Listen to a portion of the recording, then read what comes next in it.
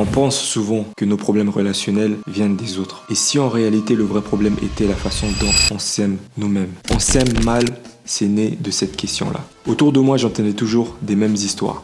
Des relations qui commencent mal et qui finissent mal. Des incompréhensions, des silences, des ghostings. Je pense que tout le monde a entendu des histoires comme ça. Dans ces histoires-là, chacun est persuadé d'avoir raison, mais personne ne voit vraiment ce que vit l'autre. Dans On s'aime mal, je voulais vraiment montrer les perspectives, ce que l'autre ne voit pas. Par exemple, Lina qui ne comprend pas vraiment la réalité de sa grande sœur, maman solo.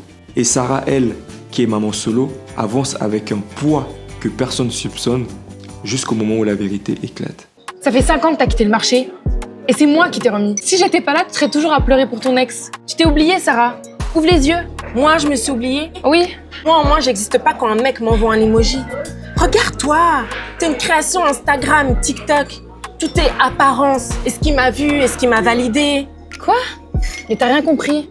On est la nouvelle génération. Nous, on essaye, on échoue et on recommence. On se bat pour nos relations. On se relève. T'as fait un seul date. Un seul. Et tu baisses les bras comme ça. Je crois que t'as pas compris en fait. Bah non, j'ai pas compris, non. Tu te rends compte la charge mentale pour une maman solo? Parfois, on n'a juste pas le choix. On est toutes confrontées à des situations différentes. Soit tu te retrouves face à un ex omniprésent, soit tu te retrouves face à un père aidant et présent, ou à l'inverse, tu te retrouves face à un père qui est complètement absent. Donc qu'est-ce qui est le mieux pour ta petite nièce? Un père présent ou un père absent? C'est plus que ça, Lina. C'est pas juste un date, comme tu dis. C'est ce que tu décides de faire après. Ce que tu acceptes, ce que tu refuses. Et moi, je choisis de me relever encore et encore. Quand j'ai commencé à écrire, mon envie première, c'était surtout de ne pas juger, vraiment de montrer ce qui se passe derrière les comportements. Du côté des hommes aussi, il y a des peurs. Certains hommes, quand une femme leur dit que j'ai un enfant, parfois la réponse est immédiate. Le silence, le ghosting. Souvent, c'est pas parce qu'il n'y a pas des sentiments, mais c'est parce qu'il y a des peurs non réglées. La dernière fois, la serveuse, elle m'a demandé si j'étais végétarien. Alors que non, pas du tout. J'étais juste poché cette semaine. C'est tout. Bon, après, en même temps, la serveuse, elle a rien compris. Bah, non, c'est clair, c'est clair. En tout cas, je passe vraiment une bonne soirée. Je pensais pas que je rirais autant. Moi non plus. T'es vraiment quelqu'un de simple. Dans le bon sens, hein, je veux dire. Ah bah c'est gentil, merci. Je le prends comme un compliment, vraiment. Ouais, tu peux, ça l'est. Est-ce que tu veux voir ma plus belle réussite? Allez, impressionne-moi. C'est ma fille. Ah, elle est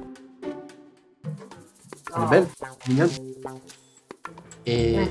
Et elle a... Enfin, elle a quel âge? Elle a 6 ans. Ok, c'est cool. C'est un bel âge. Et au milieu de tout ça, il y a la superficialité. Les applis, les apparences, les choses rapides. On veut se poser sans même se connaître soi-même. À travers cette série, je voulais poser une idée simple.